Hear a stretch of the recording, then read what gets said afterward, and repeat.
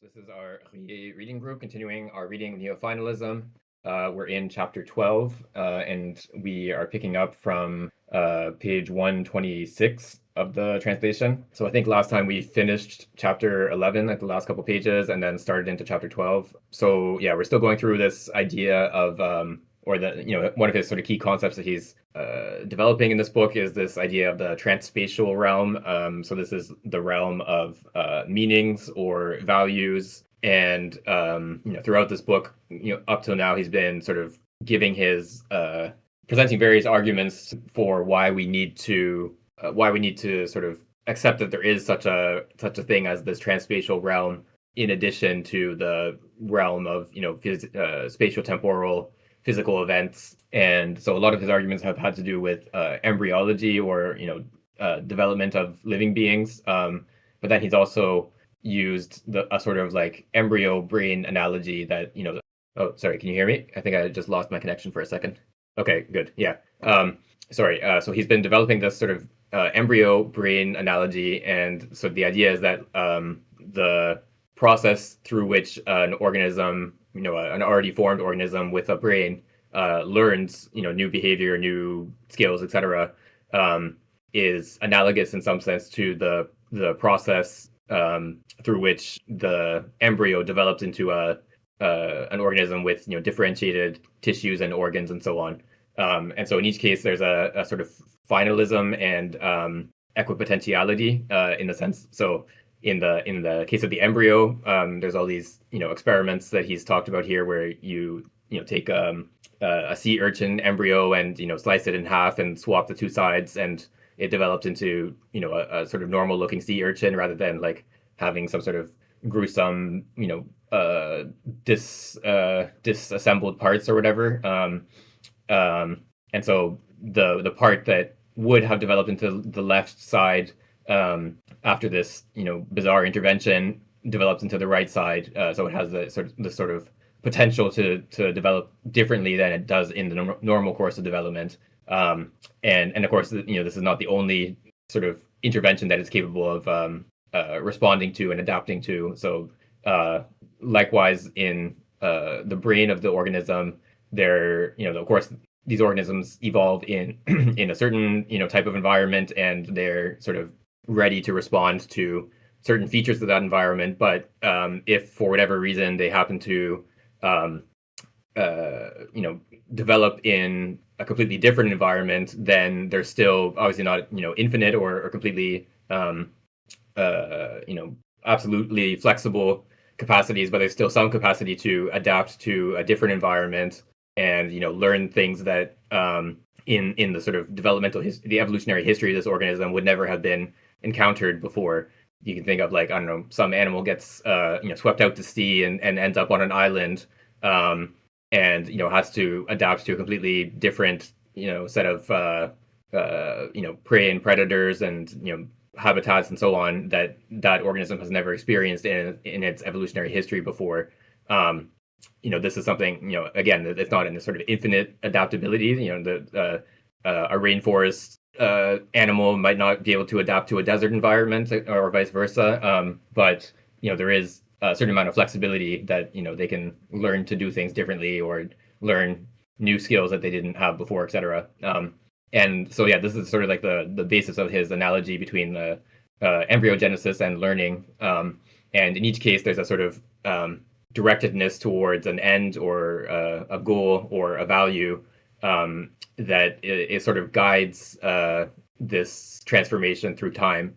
And so this realm of like the values or the goals that are that these processes are directed towards, that's what he's sort of exploring in this or in the last couple chapters. I'm just gonna see if there's anything else in this last couple pages that we need to pick up.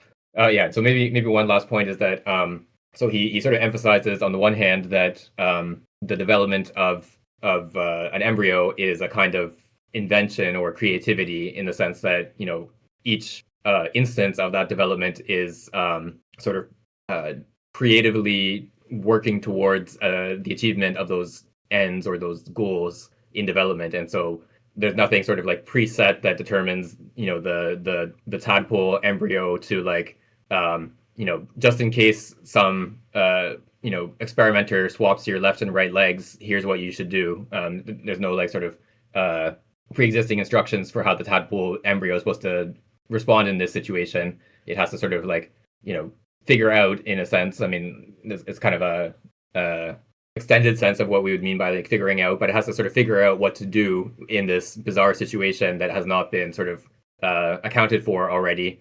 It has to adapt to this circumstance and try to produce a normal tadpole at the end of this developmental process.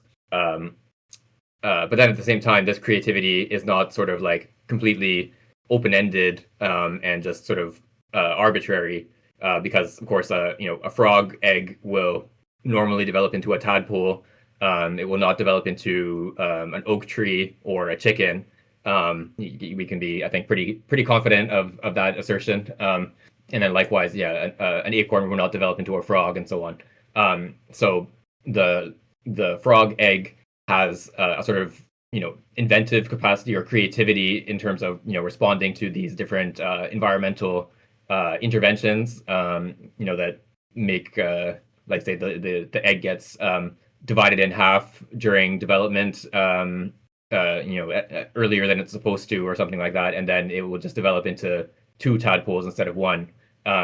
So it has this sort of capacity to respond creatively to unforeseen circumstances, but it also is sort of, that creativity is kind of bounded in the sense that it's always sort of directed towards tadpole development rather than oak tree or chicken.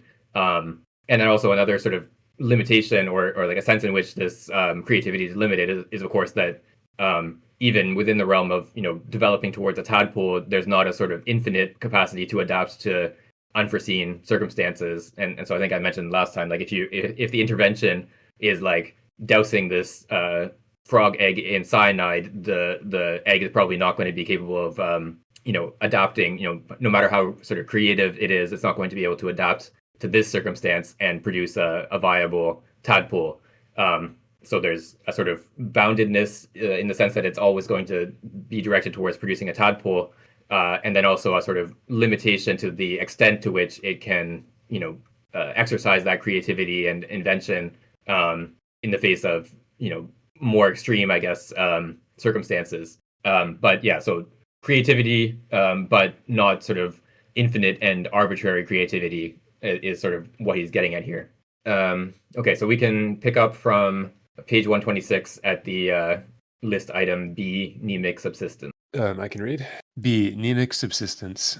Experimental psychology has demonstrated that in the vast majority of cases, humans only recall meaning. When it bears on meaningless syllables or figures, the effort of memorization essentially consists in relying on auxiliary meanings or on various quote-unquote expressivities, rhythms, spatial clusters. Expressivity here being here as everywhere else a quote non-explicit meaning unquote. When memorization progresses, auxiliary meanings and mnemotechnical quote-unquote tricks are often abandoned, but the active memorization of a meaningless material cannot do without the detour through a quote-unquote signification or a quote-unquote expressivity. And the same holds for the quote-unquote memory that passes through notional quote-unquote detours. For instance, a subject who has to memorize a pair of syllables, the pair of syllables vis, hus, relies on the analogy with vicious, then abandons the auxiliary term when the pair becomes familiar to him. It is very doubtful that a mechanical or photographic memory, an absolutely pure memory, pure of every meaning or expressivity, could exist. Naturally, experimental psychology cannot resolve the problem of the mode of mnemic subsistence on its own. But even if memorization and recollection rely on quote-unquote meanings, one cannot easily claim to relate the mnemic subsistence between memorization and recollection to a phenomenon of mechanical inertia, especially when so many other facts, especially those analyzed by the Würzburg school, Freud, Bourlaud, Ellenberger, in dreams and spontaneous associations, uncover the peculiar life of mnemic spheres almost directly, and when the analogy between invention and memory corroborates the presence of the transspatial. This subsistence has to be of the same order as the subsistence of non-mnemic meanings, that is, of essences. In their phenomenological status, essences are eternal. They are endowed with ubiquity. An inventor can invent and perfect his invention in any part of the world. In the region of essences, the similars are identified, while in the region of existence, similar beings can be numerically different. The status of mnemic, individual, or specific subsistence is quite similar. Psychological, individual memory possesses a kind of ubiquity. I can evoke my recollection as well in Asia or America as in Europe, a kind of eternity. A recollection is detached from time. It can return to me at any moment. It is quote unquote eternal up to my death. Last, it escapes number in the sense that the same memory can be actualized any number of times, mutating slightly at each moment. Organic memory is even closer to essences. Its ubiquity is less relative than that of individual memory. Multiple embryos of the same species can develop simultaneously, very far from one another. Its eternity is also less relative. A specific memory can endure for millions of years, altering somewhat at each ontogenesis, so long as a single couple of the species survives. Despite everything, however, a difference always subsists between specific memory and the authentic eternity of the essence. Quote unquote red could reappear even if, at a given moment, no quote unquote red existed in the universe, and if, quote, the species of reds, unquote, so to speak, were temporarily extinguished. The specific memory of a vanished species is annihilated forever. Where is the specific memory of dinosaurs? Finally, specific memory eludes number in the sense that it can pertain to any number of individuals, while being universal and indivisible like the essence. Yeah, I thought this point about kind of semantic memory was interesting. Something I was thinking about recently. Sorry, Um, just a second. There's like one paragraph left of this oh, section. Do you want to just read the last paragraph? oh yeah, sure, yeah. Sorry, thanks. Oh, no problem. We can thus glimpse the profound reason for the effort towards sense that every memorization makes. The actual can only escape time by participating as much as possible in the status of the essence, by profiting in some sense from its eternity to gain a precarious and limited immortality. An idea, a memory, is a hybrid between the eternal and the actual. If I have an idea at some point, this idea is this idea that is mine and ephemeral like me will also be universal, like the essence it aims for, and in principle, eternal in the same way. A memory is always necessarily an idea. Bergson's assertion that every actual automatically becomes a memory is false. The actual becomes a memory only when it is imbued with quote unquote sense, which renders it incorruptible. Our recollections subsist only when they are transmitted in time through the eternity of essences. So the point about, semantic memory or memory being memory of sense or what something means. Um, like often, if I go out to a restaurant or something with my girlfriend, and we talk about, uh, she brings something up from that night, weeks later, and it takes a little while to kind of like triangulate which restaurant she's talking about or I'm talking about if I bring it up because we tend to remember, unless obviously just like know the name, but if it's someplace you've only been to once, we tend to remember different aspects of the place, and it can take some time to kind of figure out what the other person is talking about, and that may be because different aspects of the actual experience in the present were salient to us, and so in a sense, it's even though you're in the same place, it's a different kind of semantic recording that happens. And yeah, the point about auxiliary meanings is very true in my experience trying to learn Japanese, especially kanji, which pretty much are, meaningless marks to me until I know the radical or the radicals that compose a given kanji. And when you learn radicals, which are like the root figures of a bunch of different kanji, you do have to learn them as like having some kind of meaning. There will be a radical for like flower, and a radical for trying to think of an example, a radical for like pool, and you know when you encounter a new kanji, it first only makes sense to you as a combination of like flower and pool, for instance. And then once you've reviewed it a number of times, it has its own meaning, and you don't need to really run through the radicals again. But it's a necessary step to getting to that point. And the point about the identity of essence and multiplicity of its instantiations is it's cool because I'm currently reading the the one and the many dialectic in Science of Logic. So sort of it's the same structure, I guess, that Ruyer is talking about here. That the different instances of the essence, insofar as they're instances of the essence, aren't numerically distinct in an essential sense. Yeah, there's the one and the many ones, and then the repulsion, and yeah, it's a bit of a kind of head cracking chapter from the Science of Logic, as far as I remember. Yeah, I think there's a lot in this section that is interesting to go over. Yeah, I think what you were talking about like sort of trying to remember which restaurant, or trying to like triangulate your memory with someone else of like what restaurant you were at on a certain evening. It sort of reminds me of in the beginning of Proust, where he's talking about like lying in bed and sort of like how it takes a while to sort of re-become the person that he was the day before. He has to sort of like collect his sort of memories that make up who he is in the morning.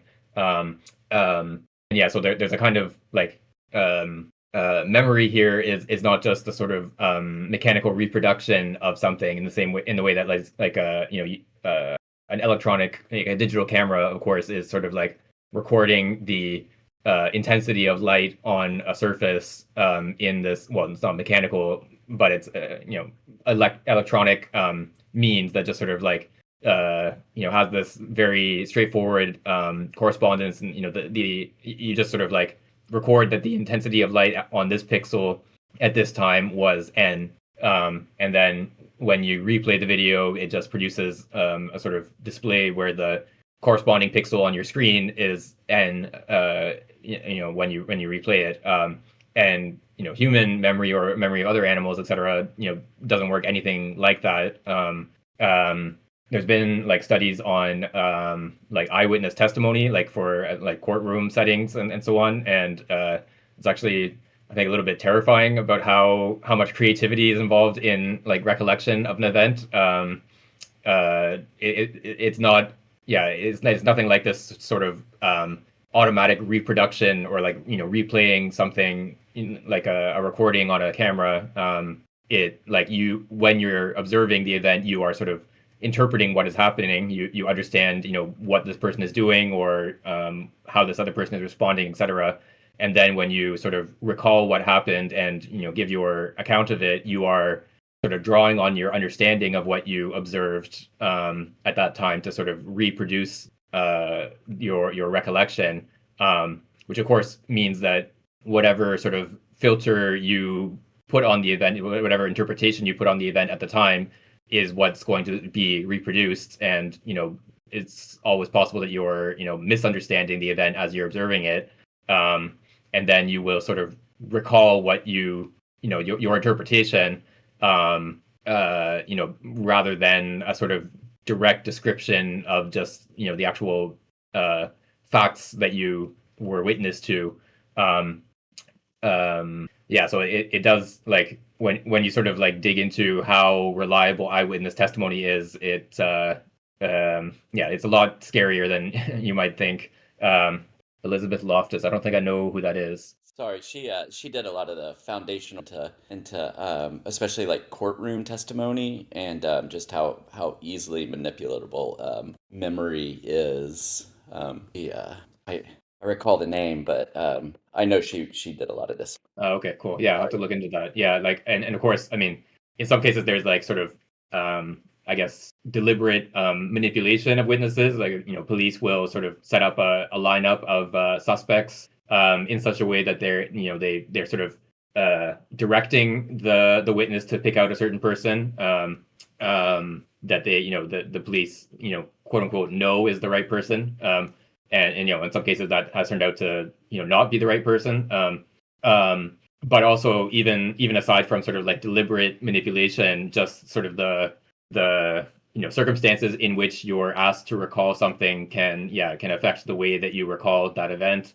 And yeah, so it's just a sort of exemplification of the fact that recalling a memory is not a sort of mechanical reproduction of a trace in the way that replaying a video that you've recorded on a camera is, or not mechanical in the strict sense here, but a sort of broader sense of mechanical. Another element I think is interesting in this passage is when he talks about sort of memorizing or keeping in your memory something that is sort of meaningless for you. So you can think of like I mean, no one really memorizes phone numbers anymore, of course, because we have computers in our pockets that can store them. But in the few circumstances where you do have to remember a phone number, it's not that easy to do because the sequence of numbers is essentially arbitrary. There's no sort of intrinsic meaning to why this digit should be a 6 instead of a 7. And so you just basically have to, like, if you are going to memorize a phone number, you basically just have to like repeat it over and over to yourself until the sort of, I don't know, it almost becomes a sort of melody or something in your head where you just sort of like, you've heard it so many times that once you say 6, you just immediately think of 3 as the next number. And he also mentions here that like how when you do try to memorize this kind of arbitrary information, one of the sort of tricks that sort of people land on just by chance or just by trial and error is like sort of either, well, one of the tricks is sort of assigning a meaning. So you can think of like these like mnemonics that students come up with when they have to memorize like there's one I think in biology for like the sequence of species, genus, I can't even remember what all the other, there's like species, genus, and then above that I think it's class, family. Anyway, there's like phylum. Anyway, there's a whole like series of different degrees of categories of biological organisms, and then there's like a mnemonic that biology students come up with that sort of gives the right order, like which is an order, a higher category than a class or lower. And so yeah, you just like come up with a phrase that has the same first letters as the order, as the sequence of categories. There was one that I learned for the order of the planets when I was a kid, but then of course they demoted Pluto to not a planet anymore. So I guess they had probably have had to come up with a new mnemonic. So this is one sort of trick that many people around the world have come up with, of like take some meaningless sequence of words or numbers or whatever, and then develop a somewhat meaningful, like at least a sentence, I guess, expression that sort of corresponds to that meaningless sequence in some way and allows you to sort of recall that meaningless sequence. Another one that he mentions here is rhythm, and I remember at one point, like, so there's this famous psychology paper from I think the 1950s. 1950s. It's called the magical number 7 plus or minus 2, and the idea of this paper is that like your sort of working memory capacity, like short-term memory, is like 7 sort of arbitrary elements, and then there's plus or minus 2. It sort of varies depending on what the specific task is. Like if you're remembering numbers or I don't know, shapes or whatever. But yeah, so the idea is that like you can sort of hold in your working memory 7 elements of whatever type of entity you're dealing with. So it could be numbers or letters or whatever. But if you go sort of beyond that, or too much beyond that range, then you can't really sort of, like, if you were asked to remember a sequence of 50 arbitrary letters, of course that really would not be feasible. You have to sort of, yeah, it takes some sort of very elaborate training system to sort of make yourself memorize that sequence. And something I remember, from years ago, is that at one point I was able to like memorize my credit card number, which of course is 16 digits. But the way I did it was sort of like the rhythm of typing it out on a keyboard, as opposed to like actually, the numbers. Like there's, certain digits are repeated, and yeah, so I sort of like was able to memorize that rhythm of the number, as if I were to sort of recite it from memory, I probably wouldn't be able to do it. But by typing it on the keyboard, I was able to, reproduce it through that rhythm. Um, and so here, like the rhythm here is already a sort of pseudo meaning, I guess. It's not a sort of purely arbitrary sequence of numbers anymore. It's now something that has a kind of structure to it, like a sort of approach towards something musical in that sense. Like rhythm is one of the fundamental components of music. Um, and this is, I guess, similar in a way to that the first sort of strategy that I was talking about, this sort of producing a mnemonic to sort of allow you to memorize this arbitrary sequence. So in each of these cases, you're taking something, arbitrary, and then you're producing some sort of like non-arbitrary structure that allows you to reproduce that arbitrary sequence. So yeah, I think that's like a sort of general like rule, I guess, of like our capacity to just sort of memorize, like brute force memorize an arbitrary sequence is very limited. And this is sort of connected to what I was saying earlier about the sort of creativity of recall and the sort of unreliability in certain situations. Like we're not really capable of just sort of recording the arbitrary sort of visual impressions or sensory impressions that a scene produces in us, and then just sort of recalling these arbitrary impressions. We are instead like the only way we can sort of recall what happened is by like assigning some sort of pattern or structure or meaning to those events, and then it's that sort of pattern that then gets sort of reproduced or re-actualized when we try to recall what happened. And of course, in everyday life, that's perfectly adequate and probably more useful than sort of recalling the every single visual detail of a scene. But then when it comes to like this sort of very high stakes situation of a trial, like a criminal trial, and sort of recalling the actual sequence of events, did this person do this at this time or whatever, that's when it becomes sort of dangerous. But yeah, and so I think in general, like a big part of this, the point of this section is that like memory is itself analogous to invention and the development of the embryo and all those other sort of processes that we've been going through in the rest of this book. Of course, memory is supposed to be more constrained than invention. Like the whole point of inventing a new device or a new writing a poem or whatever is supposed to be something that doesn't exist or hasn't existed before. Whereas in the case of memory, the idea is that you're supposed to be recalling what happened or recalling a fact or whatever. But in both cases, like it's just sort of a difference in like degree or a difference of like ratio of invention or new creation to reproduction. I guess it is just sort of a different balance of those element or those factors in when you compare memory versus invention. Yeah, just a quick little aside. The You mentioned the effect of iPhones on memorization of phone numbers, but I feel like a more pernicious effect is the effect it has on our ability to navigate like a new area, which I feel like before iPhones you could go to a new area, you would find your way to somewhere once, maybe twice, but you would also have a general layout of the entire area, so you might be able to take different routes or at least take a wild guess at a different route and still get to where you're going. And now you're absolutely reliable on Google Maps or Apple Maps or whatever. But another aspect of this little section that appealed to me was, Ruyer can be pretty dry at times, very very matter of fact, I guess, and he writes. But I feel there's a more sort of romantic side to him, and I really like how he talks about that the actual is necessarily sort of ephemeral, and that it strives to memory, to touch immortality. He says no matter how delicate or whatever here, and I like that idea, and then just us being actuals, like our body, similarly ephemeral, sustain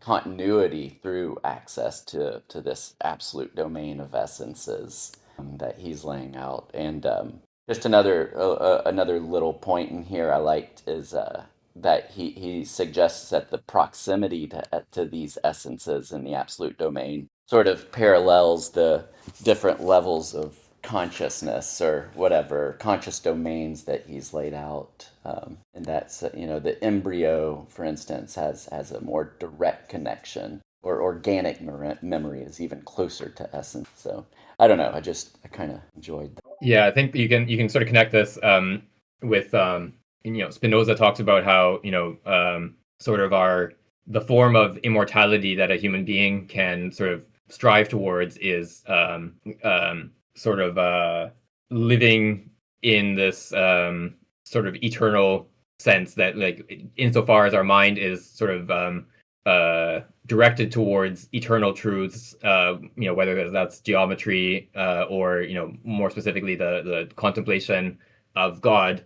To that extent, we are immortal. And I think, like, even maybe less sort of specific to Spinoza, you can think of someone like Socrates, is sort of immortalized by Plato, right? Like this individual human organism that existed in 4th century BC Athens, has been dead for 2,000 years. But like the sort of set of thoughts and ideas that his life was directed towards is sort of like immortal because of the way that that has been sort of conveyed to us by Plato.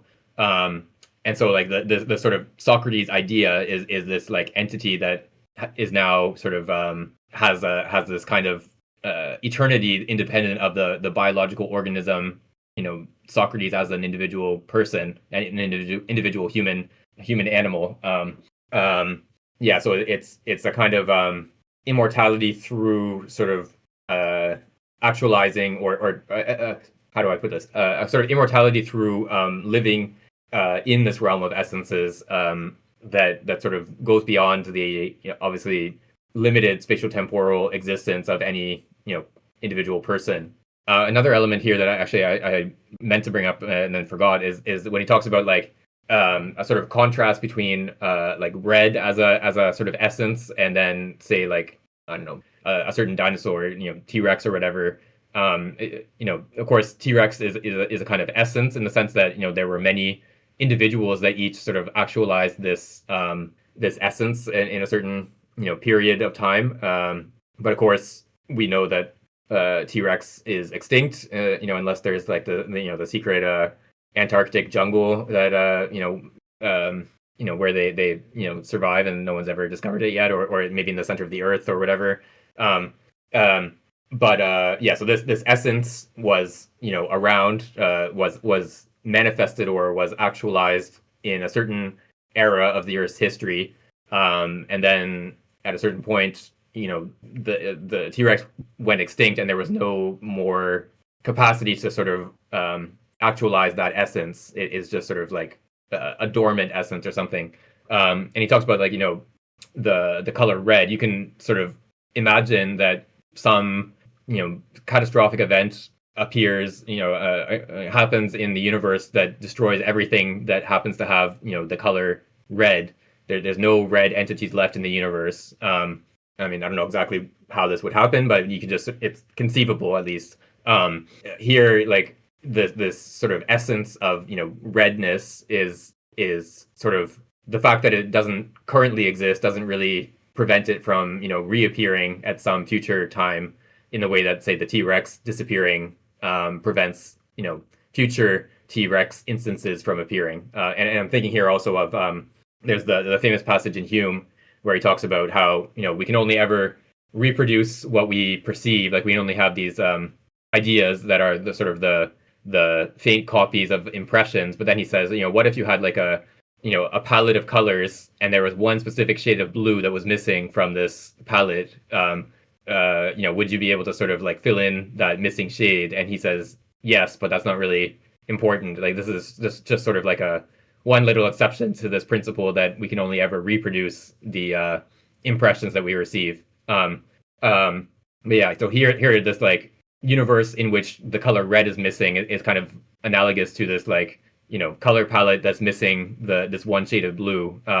And I think here, like the difference between, say, like the essence red and then the essence T-Rex is that red is a much more simple essence than T-Rex. Like to sort of re-actualize this essence red after it has disappeared from the universe just requires, well, I mean, color is actually a lot more complicated than maybe it looks, but anyway, it's a relatively simple sort of essence to actualize. You just need surfaces that have a certain property of absorbing various wavelengths of light, etc. Whereas the essence T-Rex, of course, is extremely complicated. It would have been made up of many hundreds of different cell types that are organized into tissues and organs and are connected to each other in the appropriate ways and so on. And today there are these like there's that one biotech startup whose name I can't remember that is like claiming to de-extinct various animals. The dire wolf. They've said that they've succeeded with the dire wolf, and they're working on woolly mammoths and so on. But this is already like, I mean, their claims are a little bit absurd because they're not really like, what they're doing is essentially like doing genetic engineering on existing organisms to make them sort of look like the extinct ones. That's basically all they're doing. But even here, like, if you start from, let's say, an elephant as an existing organism, an existing actualized essence of elephant, this is already quite close to in the sort of big picture of biology, quite close to the extinct mammoths. And even then, when you're already starting from like an elephant is already an extremely complicated entity with many different cell types and tissues and organs. You're just starting from that and like trying to tweak it a little bit to recover a very closely related type of organism, the woolly mammoth. Even then, it's not really something that we're really capable of doing. Like, we're not really sort of re-actualizing the now extinct woolly mammoth essence. We're just sort of like producing a new hairier elephant essence that sort of looks like a woolly mammoth. So you can think of like even in this very like favorable case where we already have like whatever 99+% of the work done for us, we're still not really capable of getting that last 1% or whatever, the last sort of bit of the difference that to sort of revive the woolly mammoth essence. And so this sort of gives an indication of like, when you sort of think of like recreating from scratch the essence of some extinct animal or plant or whatever, why it should be essentially impossible to sort of recreate this essence once it's disappeared, as opposed to the essence red is this much more simple essence that even if you sort of imagine a universe in which every red entity had been destroyed, that the re-emergence of something that was red would not be that sort of hard to bring about or to foresee happening. Yeah, the point that he makes in the last paragraph, I'm not sure I agree that his position is as opposed to Bergson as he's suggesting here. So the idea that memory has this semantic structure that to me that kind of indicates that the present moment is probably individuated as meaningful. And if that's the case, then it always has some sense, even if it's not always a very clear one. And if that's true, then Bergson would be right to say that every actual becomes a memory because it has a meaningful structuration. Otherwise, it wouldn't be actual. But yeah, I guess his point is just that if there were a present experience that didn't have any meaning at all, it wouldn't become a memory and it wouldn't have this transspatial communication. Yeah, I'm when not sure. oh, sorry. Oh, I was just gonna say, when I first read that, I got the same impression. I was like, it's not really a dig at Bergson. It's just, I guess, taking it, just maybe expanding Bergson's point a little bit, very, very slightly. yeah. I mean, yeah. I'm not sure exactly what he's getting at with Sun here.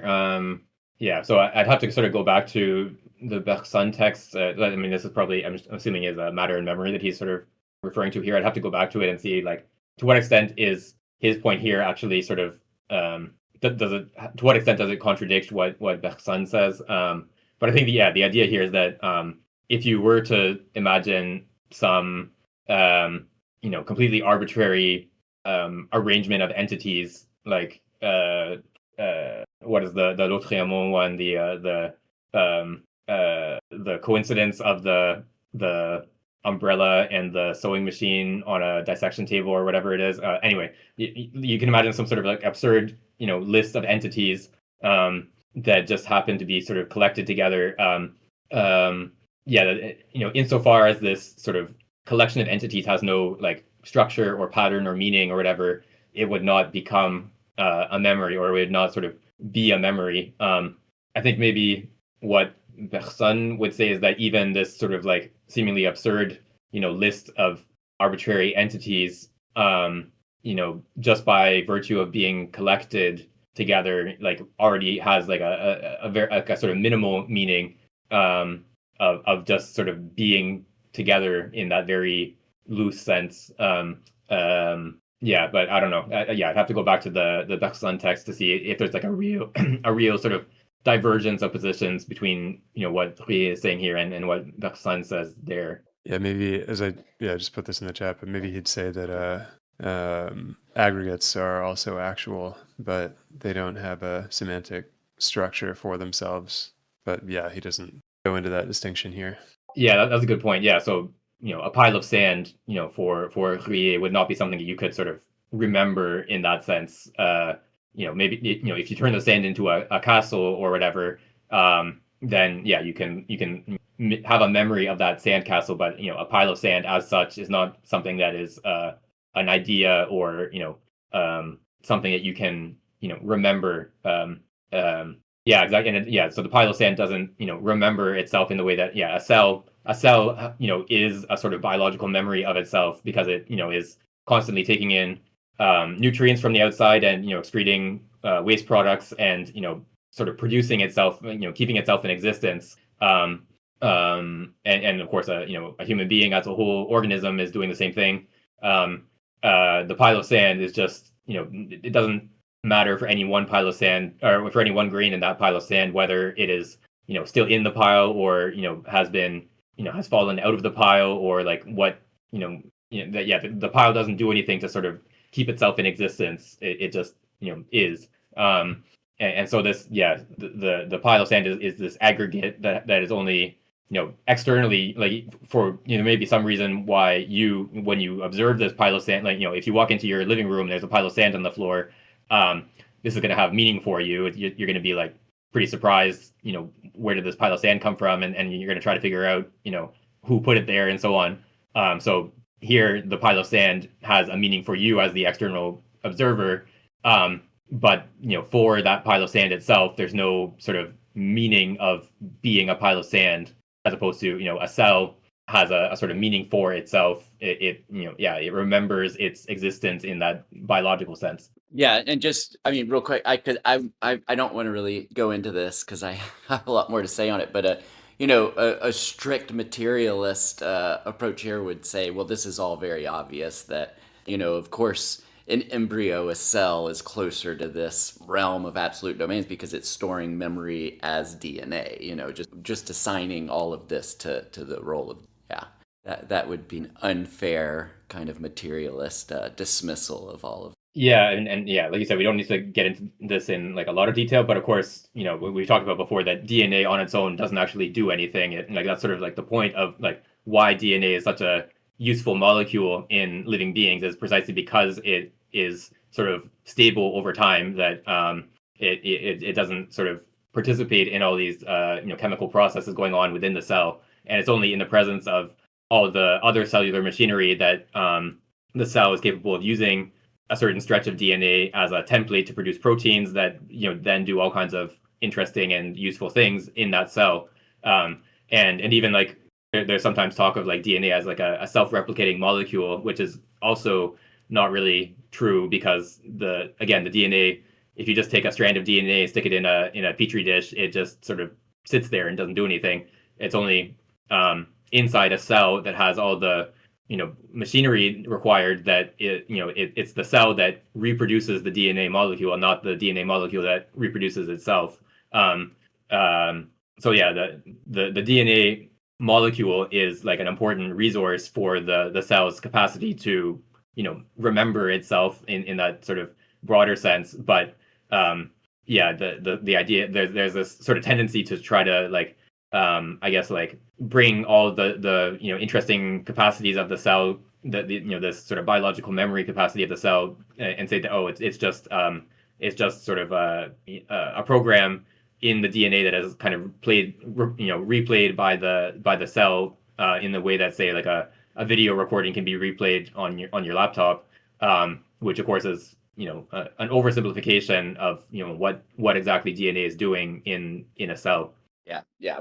What you said can't be overstated. I mean, that's absolute. But should we move on? Yeah, we can go on to the next one. Let's see. Yeah, if you can start from if you could read the next bit on starting from page 128, the list item C. Yeah, maybe you can go on.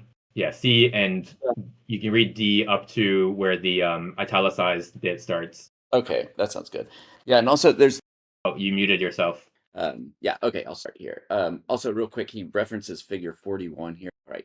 The action of resemblance. For a long time, philosophers emphasized that the impossibility of understanding the action of resemblance, strict horizon of the pure action. How can a form or a being A evoke the form or being B that resembles? Because resemblance is a realization, or I'm sorry, because resemblance is a relation of psychological order that presupposes, and because, by hypothesis, A alone is presented when it evokes B, everything becomes clear when we see the action resembling the inverse of successive actualization of the same idea or the same. In this case, the same idea, numerically and analogically, engenders a multiplicity of similar actualization. In the case of the action of a resemblance in actual form, seen as corresponding idea or essence, evokes the other possible actualization of the same. It should be stressed that from the form seen by the retina to the form seen as an idea,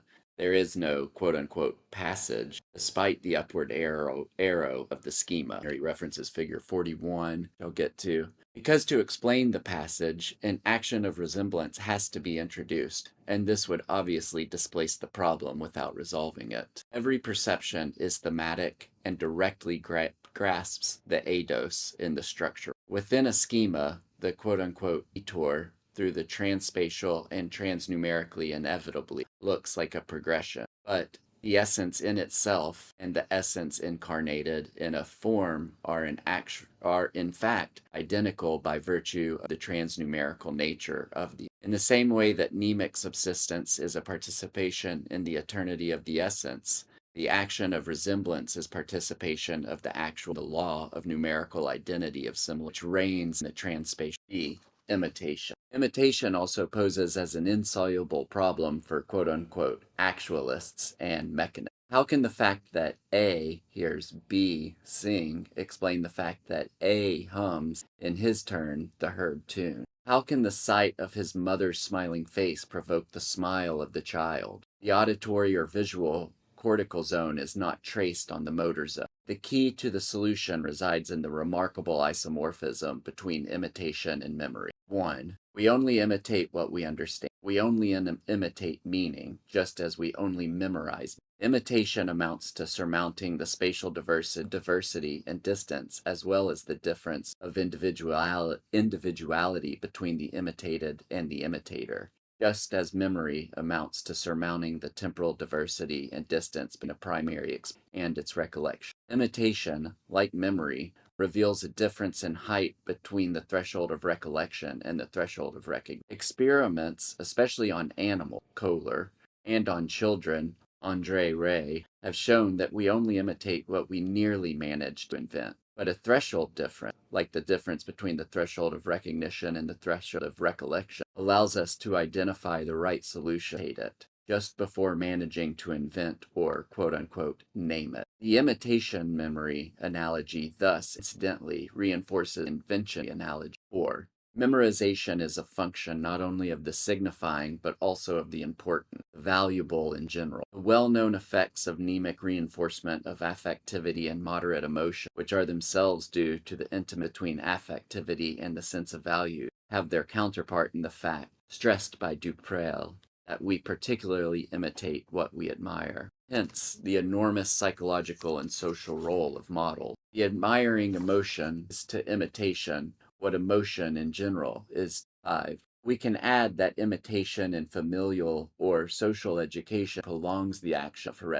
heredity. The child imitates his parents. His psyche is modeled on their psyche, just as the organism of the child was formed by the same potential that already forms. 6. The almost indiscernible use of procedures, mnemic and imitative, in biological reproduction is a very striking confirmation of the analogy and imitate. I don't have my notes handy from this, and I can't recall immediately what I was thinking when I first read this, but just quickly going back to the figure 41, so it was in the section, the action of resemblance. So he's thinking about the action here, that between the retiniform seen as an idea and what the retina receives physically, the signal, the information it receives signal is there's no passage despite the upward arrow. I'll have to come back to that. I'm not, I think he's just separating kind of how time works through domains, kind of the sequential aspect and kind of the material realm of where the retina is receiving the physical signal versus and then this idea of imitation here. Okay, there was one section here where he talks about invention, and I like that he's made this point before, but essentially that no one is really ever coming up with an idea sort of de novo or just out of the blue, out of nowhere, that it's always through access to this shared domain of memory in the absolute. That's someone who's better. Yeah, we were just going over in the chat here that this diagram is not exactly perspicuous. I think the idea here is that when you're trying to understand, the action of resemblance. So why is it that, you sort of see an animal today and that makes you think of an animal you saw yesterday, that is similar, that resembles that animal. And I think what he's trying to get at with this diagram is that it's not your sort of perception of this animal today that is sort of acting on your memory of your perception of that animal yesterday in some sort of like direct sense. It's actually that you when you're perceiving the animal today, you're sort of grasping an essence, and that same essence was manifested in the animal that you saw yesterday, and it's because of this sort of shared essence between these two perceived animals that you can sort of that you can evoke the memory of that animal you saw yesterday that resembles the one you see today. Anyway, the diagram could use a bit more explanation than what he gives. It's very, for anyone who's just listening to the recording and not looking at the diagram, you aren't missing much because it's like some lines and circles and stuff that are mostly not labeled, so it's hard to tell what exactly it's supposed to be expressing. So I think this bit about imitation is interesting because I can't remember the details of the experimental design, but there was this one experiment that I've read about, like a psychology experiment, where it was basically testing like infants' ability to sort of recognize goal directedness in the behavior of adults when they're through visual perception. And so like they would play a scene of play a video of a person walking into a room and turning on the lights. And so in one version of the scene, the person has their hands full, they're like holding a box or whatever, and they use their head to hit the light switch and turn on the lights. And then another version of the scene, the person walks into the room with empty hands, no, they're not carrying a box or anything, and then also uses their head to turn on the light switch. So I can't remember exactly what the design was, but what they determined was that the infants were able to, like in the case where the person has their hands full and uses their head to turn on the light switch, the infant sort of recognizes that using the head is sort of like a not an essential component of this light switch task. It's just, the fact that the person's hands are full makes it the easiest way to perform this task. Whereas in the case where the person, walks into the room with empty hands and uses their head, the infant sort of treats the, using your head as like the sort of essential component of this light switch task, that like you can only turn on the lights by, using your head. And so here, like this infant is sort of like grasping some sort of structure of the situation, that like, if the person is using their head when their hands are available, then there must be some reason for that. There must be some goal that can only be achieved by using your head to press the button or the switch or whatever. And so here, this very sort of like simple situation is like, a couple seconds visual scene is already sort of subject to an interpretation in terms of what the person is trying to do, rather than just a sort of factual like description of the motions that the person undertakes. And so here, when you think of like imitation, if the infant were to imitate the person in the first case with the the boxes in the hand, if the infant comes into the room and their hands are free, they would just press the or flick the light switch with their hands, even if they had only observed the person using their head, because they understand the use of the head as a sort of substitute for the hands when the hands are occupied.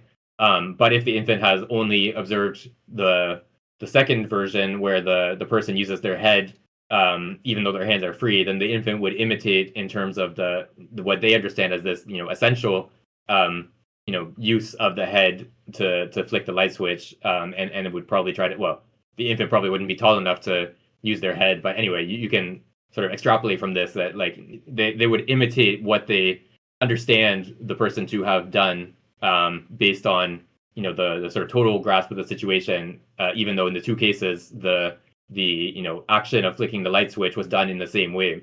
And I think this line where he says, sorry, where is that?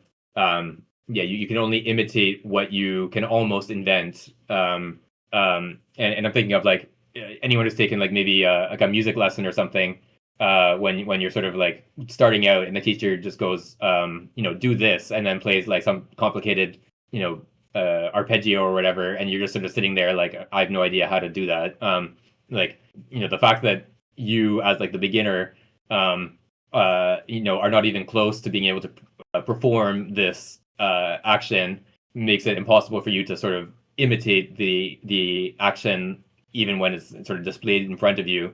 You can sort of imitate the teacher when they play some simple pattern, but then when it's like something complicated, you can't even sort of like get started at trying to imitate it, because it's like so far outside. Like you need the teacher to do something that's sort of just outside of what you're already able to do, and then you can imitate that performance, and then that sort of allows you to sort of push forward your like domain of ability in that playing that instrument.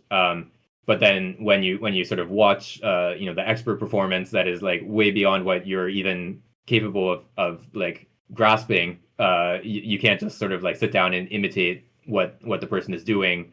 You have to sort of gradually over months and years get closer and closer, by pushing a little bit beyond your existing domain of ability at each step, rather than just sort of sitting down. Like you would never sort of like learn to play the piano by like I don't know, putting on a Glenn Gould recording and going, okay, I'm gonna like copy this.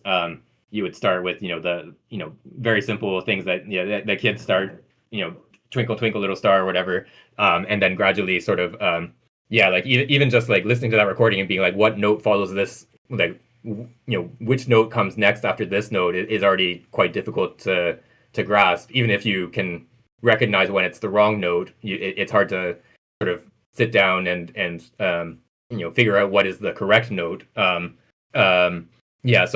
You don't learn these instruments or like to play an instrument just by taking like the expert virtuoso performance and then sitting down and trying to copy it.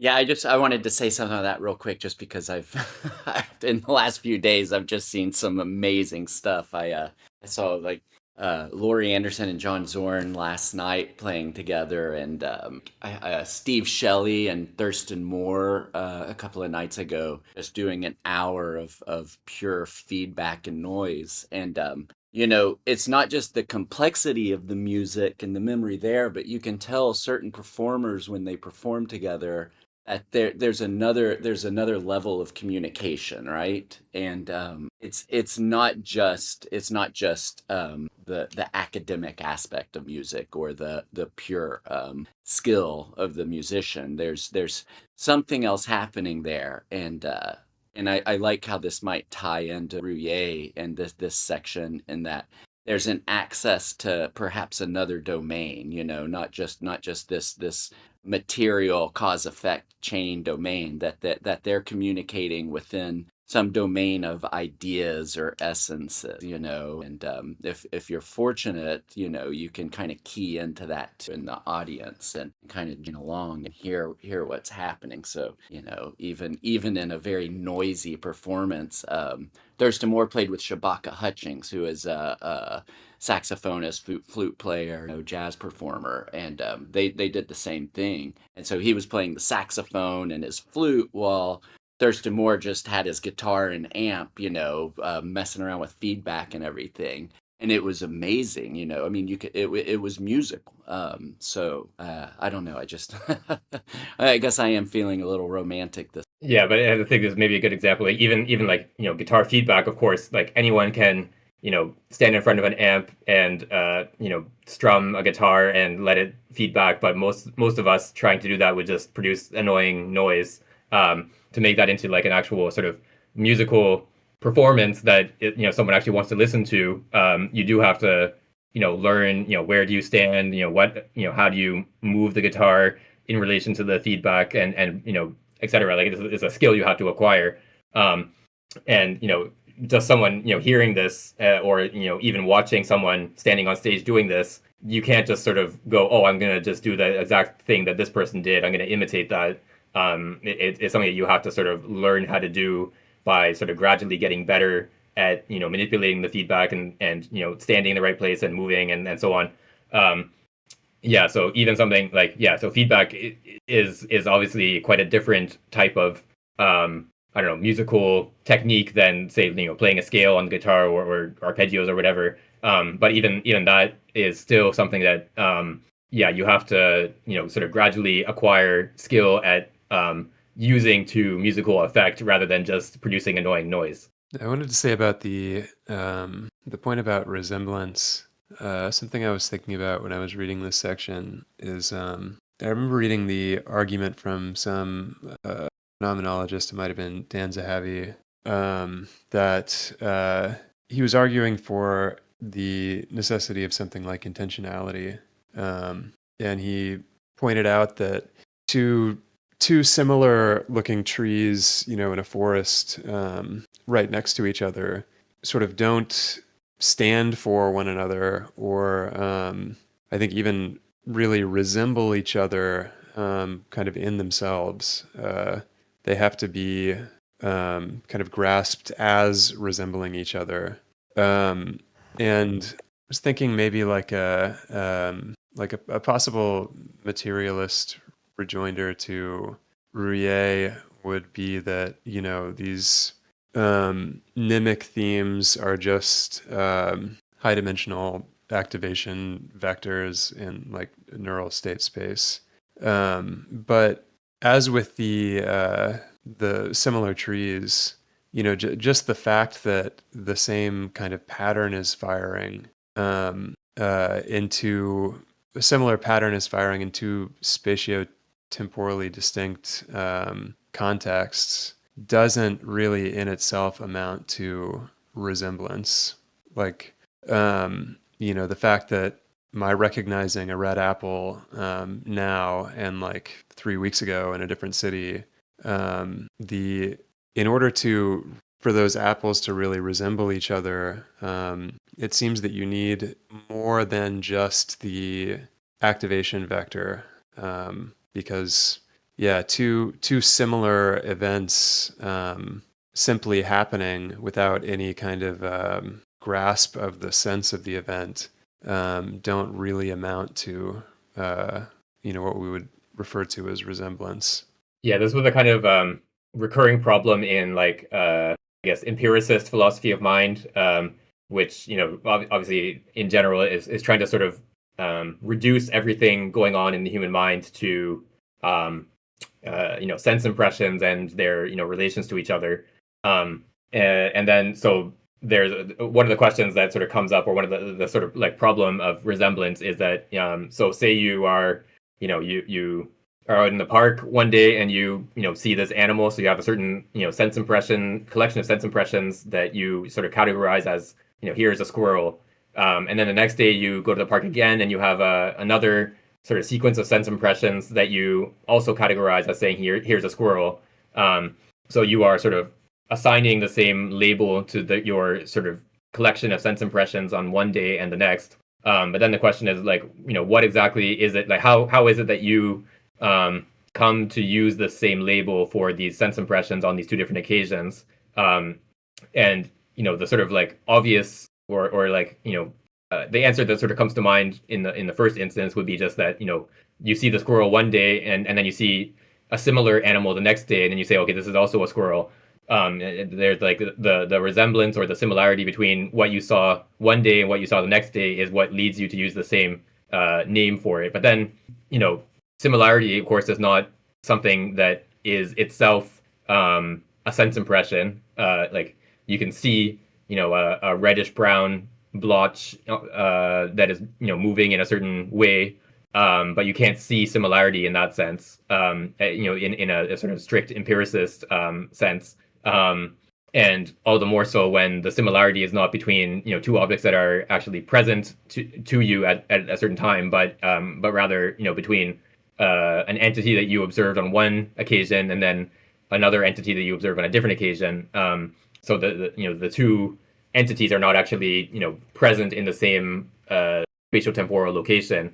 And then so you can sort of like take similarity to be a kind of like higher order sense impression. You can say, okay, well, there's one sense impression or a collection of sense impressions that makes up your experience of the squirrel on day one, and then there's this other collection of sense impressions that makes up your experience of the squirrel on day two, and your experience of the squirrel on day two evokes the memory of the squirrel on day one, and then your memory plus the second squirrel observation sort of evokes this second order sense impression of similarity.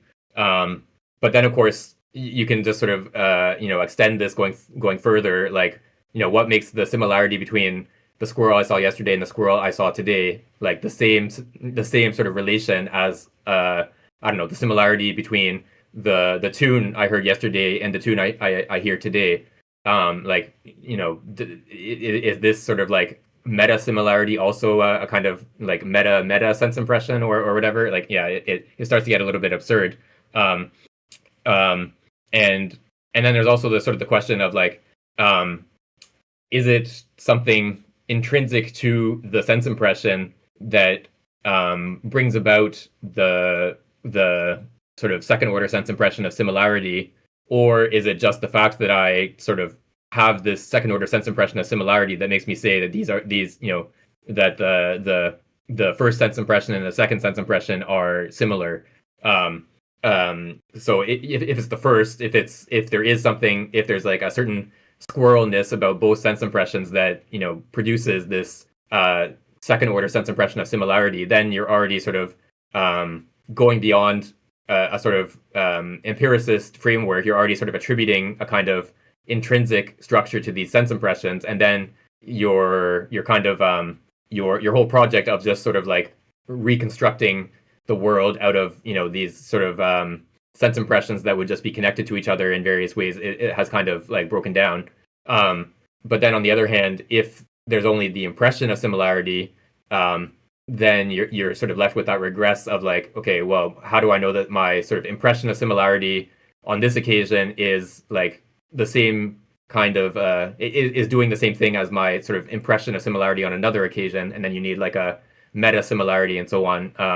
Yeah, so all this is to say that, like, of course, the sort of vector space, depiction of what all your neurons are doing is obviously a much more sophisticated framework than the sort of empiricist idea of assembling these sense impressions in various ways. But it sort of runs into the same problem of like trying to sort of treat these like actual existing sort of arrangements as sort of making up the relationship of similarity. Sort of either leads you to go beyond, like, the similarity is either something external to these two configuration space high dimensional vectors, or it's like an even higher dimensional vector in a larger configuration space of in which the two configuration spaces are subspaces. But yeah, so either way you get kind of stuck. So the problem is more complicated in the case of the vector spaces, but it's the same sort of kind of problem that you run into. And this is also tied in with like in empiricist philosophy, there's a strong sort of suspicion of universals. Like, Berkeley talks about how if you sort of picture a man, you have to picture the man as either tall or short, dark hair or light hair, etc. Like you can't just sort of picture an abstract man. Or if you imagine a triangle, it has to be either equiangular or obtuse or scalene. You can't have like sort of abstract triangle that has no particular combination of angles. When you sort of picture a triangle for yourself. And so he takes this as a kind of like refutation of the idea that you can have a concept of a triangle as such, as like a triangle that would not sort of specify that what angles make up that triangle. And I think from a more sort of contemporary perspective, we can say this is kind of like a conflation of like an image that you're imagining of a triangle on the one hand, which maybe you do have to sort of specify what angles the triangles in your imagination have, and then the concept of a triangle, which is not itself an image. But anyway, so Berkeley took this to be a sort of refutation of the the idea that you could have an abstract concept of man or an abstract concept of triangle.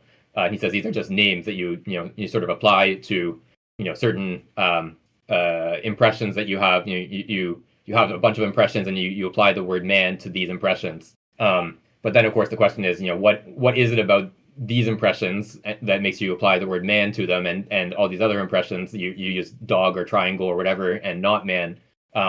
And then if you say it's because these are similar impressions, that these impressions are similar and therefore I'm applying the word man to these ones, and then these other ones are different and therefore I'm applying this the word dog or triangle, then you're kind of back to a sort of recognition that there's something universal about this collection of impressions. There's some property that these impressions share that makes them impressions to which you can apply the word man. Yeah, exactly. Like, this is the kind of thing that Hegel would have loved. So there's something about these impressions that makes you rightly apply the word man to these impressions and not to these other ones. And then your whole argument for the non-existence of universals kind of collapses. But then if you just say, oh, it's just I happen to have this sort of feeling of similarity or this impression of similarity, then there's no sort of reason to say that applying the label man to these impressions is correct or incorrect. It's just I happen to feel this urge to use the label man when I see this when I have this impression, and then I don't have that urge when I have this other impression. But if someone else does have the urge to call a triangle a man, then I can't say, oh, that was the incorrect, or this is the wrong category to apply to this geometrical figure. It's just there's one impression that happens in me, and there's a different impression that happens in another person, and that's all there is to it. Yeah, a lot of that reminds me of Wittgenstein's family resemblance arguments, and yeah, very similar considerations about the ability to kind of subsume a kind under abstract universal, so to speak. Uh, but the kind of undeniability of the fact that, even if it's just a family resemblance and we can't really, in a finally satisfying way, articulate a rule that, makes all games.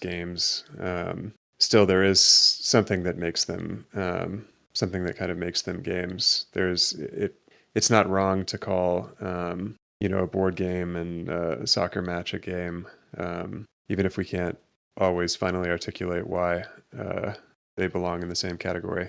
Yeah, I mean, the game example is a pretty complicated one because yeah, like what exactly counts as a game. Of course, it involves all kind, like you basically would have to have a whole sort of theory of human society and human behavior as such, like in as a whole, to be able to say like what is it for something to be a game.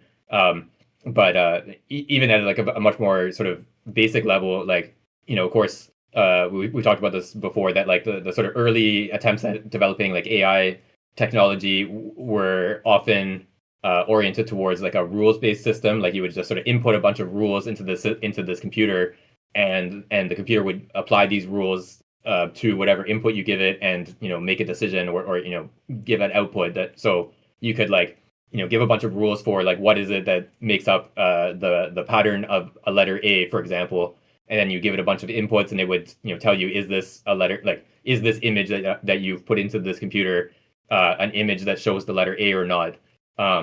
And this obviously, like recognizing the letter A is a pretty simple task for anyone who knows the Latin alphabet. But giving a set of rules that can correctly classify images as either containing the letter A or not containing the letter A is extremely complicated. When you think of like the image could have various colors, you could have a black letter A on a white background, or a white letter A on a black background. So you'd have to have a rule that sort of like is abstract enough to capture both of these cases. And then you can have a capital A or a lowercase a. You can have handwritten or typed. You can have various fonts. The letter can be at different orientations on the page. It can be horizontal or vertical, etc.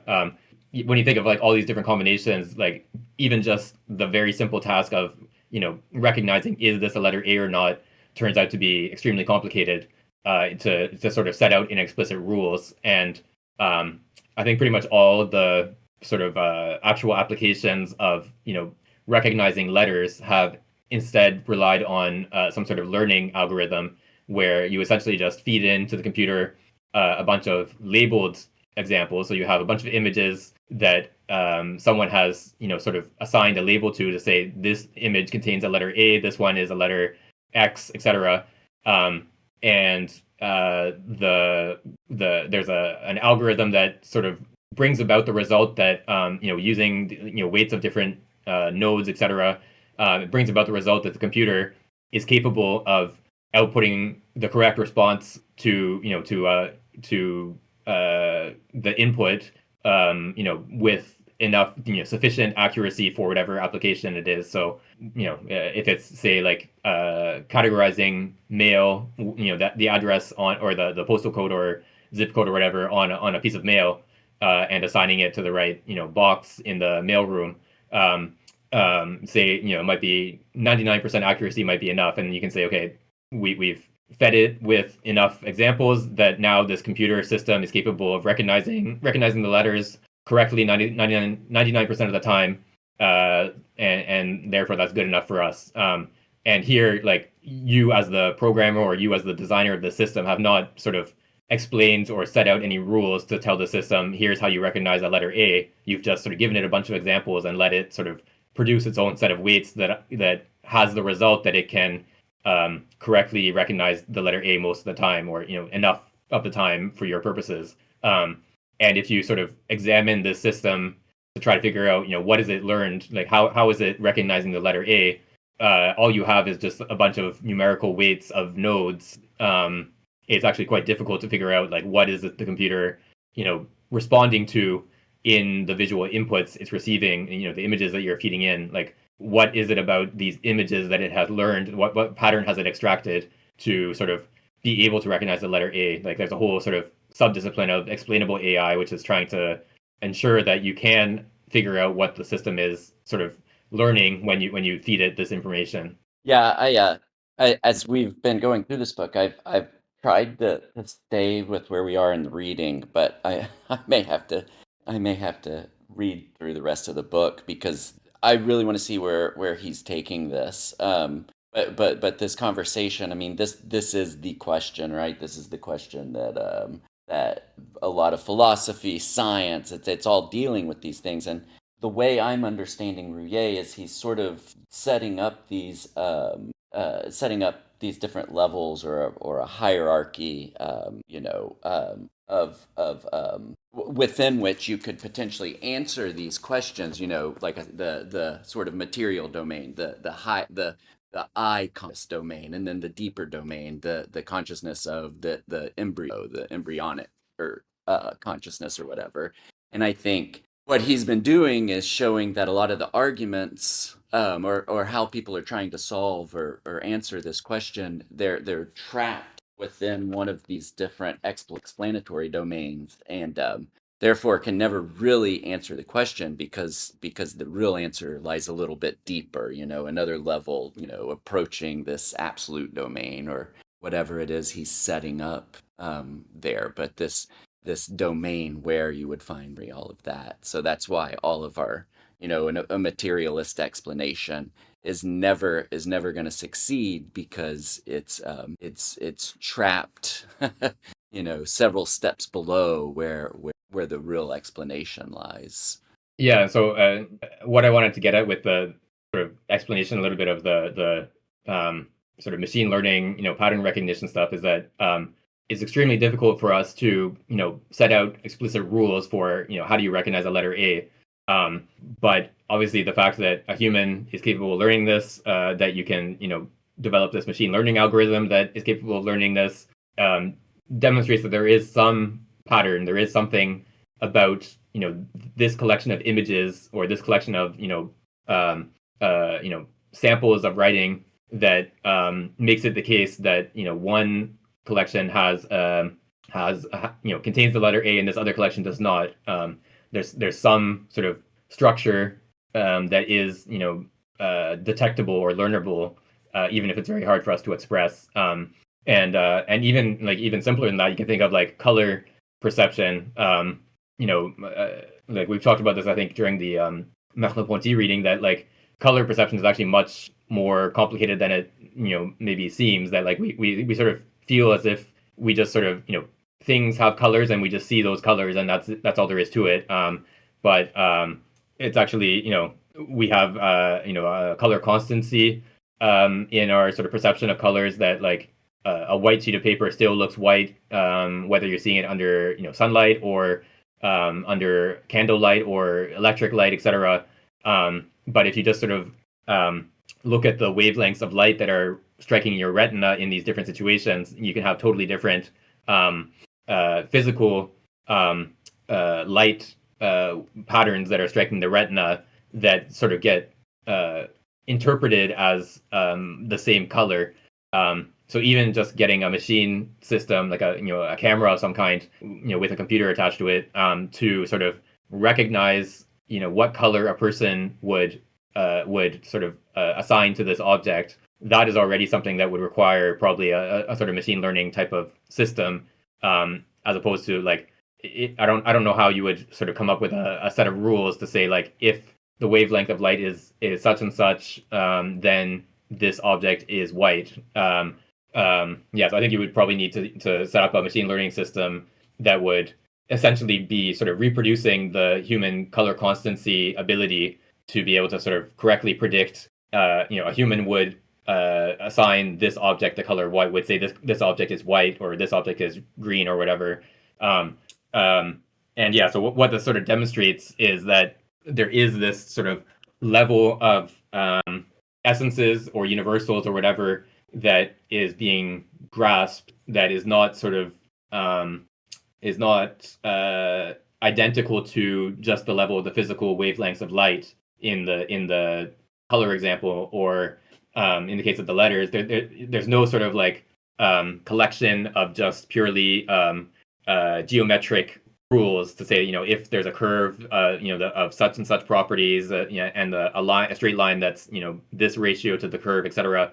Therefore you have a letter A or something like that. Like there would be no sort of like straightforward way of coming up with that collection of geometric properties of dark lines on a page or whatever, that would sort of correctly classify the letters. But there's a kind of like essence of the letter A, which is maybe more abstract than that sort of physical set of arrangements of ink on paper, that you're capable of grasping, when you learn how to recognize the letter A in all the different sort of circumstances in which it can appear. Yeah, the point about the machine learning, the contrast with machine learning is interesting, in part because it's sort of like, if you just had two neural networks that had been trained to recognize colors, or to output the correct response in response to visual stimuli as to their colors, it would sort of be like just the neural pattern in itself, I guess. And it seems to me that for Ruyer, the like if you could have a neural network like this kind of running in a unsupervised, in like a, I don't know, a forest somewhere, there wouldn't be, even though it would correctly be outputting, from the perspective of, a observing engineer or something, correctly be outputting like green or blue, depending on what passes in front of it. It still wouldn't, yeah, or I guess I should say, I'm not sure that it would be, the grasp of a mnemic theme, until, there's a kind of enveloping consciousness that can observe the output and say that it's, a correct correlation, or, the right answer. It's sort of just, yeah, it is just the third person perspective on the neural pattern, rather than self-surveying machinic setup. Yeah, so if you picture, you have like, I don't know, you set up a camera and a laptop in the middle of a forest somewhere that has this, color classifying algorithm running on it. And then you go off, and then maybe everyone who has, any knowledge of this experiment, mysteriously dies, and this laptop is just running. I don't know, it has like a generator or something, I don't know, or a mega battery. It's just running in the forest for years and just, keeps classifying, outputting, this is green or this is not green, etc. Does this, system, is there some sort of like cognition going on in the system? And then I think most of us would say no. It's all it's doing, like all there is going on here is that, there are certain, memory registers on the, or even like more sort of fine grained. There's like certain regions of the hard drive on this computer are magnetized and others are not. And then there's, electrical current passing in various ways through the circuits in this computer. And if no one if the computer is just running and, outputting, a one whenever it recognizes, whenever it's, determined through this algorithm that there's a green thing in front of its camera, it's just going to keep, outputting one or zero, and it's not doing anything with this output. The output is completely meaningless for the system. Whereas, if your sort of green detection system is, I don't know, feeding into some other system, or there's someone watching the feed and saying, oh, there's a green item here, let's go check it out, for whatever reason. Anyway, if that output of, green or not green is, doing something, it has some sort of meaning to someone, then it's quite a different situation than, the laptop in a forest on its own detecting green things, into eternity, with no one, doing anything with that detection. So yeah, what was in one case just a certain pattern of currents of electricity in a circuit, then can sort of secondarily become part of a broader system that includes both the laptop and the person, that sort of uses that detection of green things to achieve a certain goal or perform a certain task or whatever it is. But yeah, on its own, it's just electricity flowing through a circuit in a certain way and not another way. Yeah, again, apologies in advance. I'm just my mind is just sort of off in this other place. But yeah, I mean, essentially, what I'm hearing here is that at some level, machine learning, even what we do, it's always just you're just correlating two different patterns. This is always the issue with symbolic representation, is that you're restricting the space somewhat of what that symbol is supposed to represent. And at every level, this is going to happen. With machine learning, at best, all it's ever really doing is, maybe with a very, very high degree of accuracy, it's making its best guess at distinctions between two different symbolic representations that we have assigned. Green is assigned to this. It's just the subject object distinction in that particular whatever that particular problem at that point is.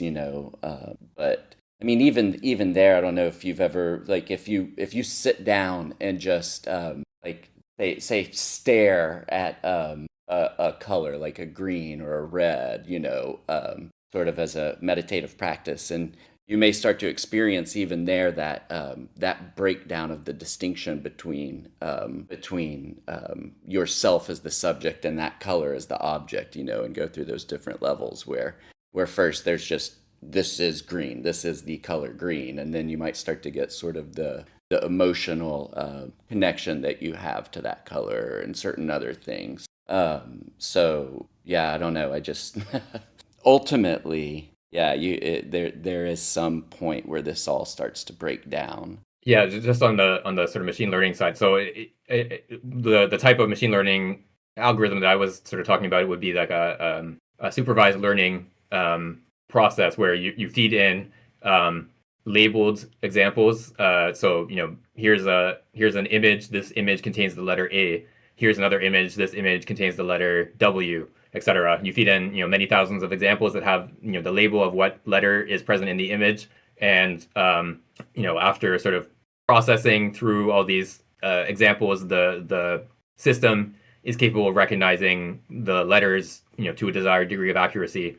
That's one sort of type of machine learning algorithm that you can run. But you could also do a clustering algorithm. You can say, like, so you just start out from a certain, you give it a number of clusters. You say, I want 10 clusters or say 26 clusters. And then you tell it, and then you just give it a bunch of examples, and it sort of classifies those examples by similarity in some sense. It says these ones are closer to each other in whatever sense, and it just makes clusters those examples it's received into, say, 10 clusters or 26 clusters or whatever. And those may or may not correspond to the categories that a person would identify. That maybe if you give it a bunch of thousands of images of letters, and you say come up with 26 clusters of these images, maybe it would probably the letter A would be in a different category than the letter X. Most of the A examples would be in a different category than the letter X examples, but maybe some of the letter A examples and some of the letter O examples might be in the same category, for example, or the categories it comes up with might not sort of map onto the categories that humans who know the Latin alphabet would assign to the letters.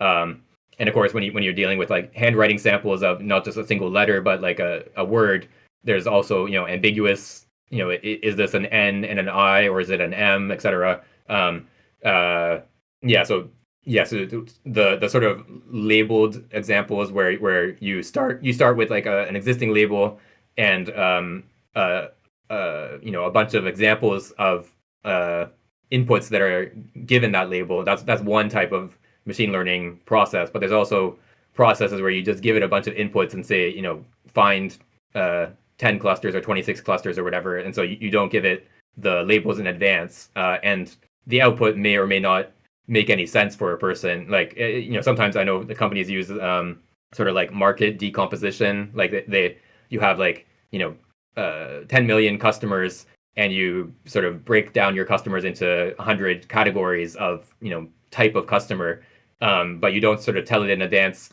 Here's what is a type. Like, here are the 100 categories that we want you to use. You being the machine learning system, you just say find, classify these 10 million customers into 100 categories, and some of those categories might make some sort of sense to a person. Like, you might find that all the women aged 25 to 35 who live in the suburbs are sort of assigned to one category. That you can say, okay, I understand what this category is, but it could also just be like there's some sort of property that this system is sort of identifying about these customers, and a person looking at them would not really understand what it is that the various customers that fall under this category have in common.